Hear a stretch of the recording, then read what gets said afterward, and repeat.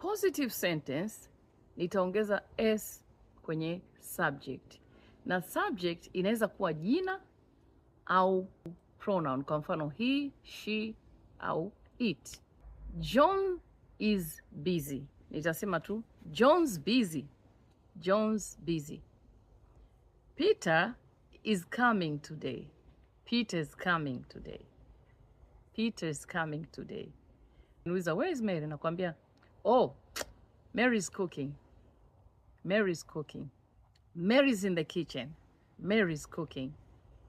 Hapo nimetumia majina, lakini naweza kusema tu is John around today? Nakwambia no, he's not. He's sick.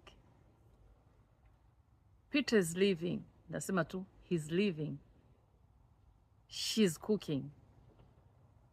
It's coming. The bus is coming. It's coming. It is coming. Okay? Tukienda kwenye negative sentence, there are two forms. Either naweza kuiacha vile vile subject na helping verb zimeungana, au naweza nikaunganisha helping verb na not. Sikiliza sentences zangu. Is John here? Nakwambia no, John's not here. John's not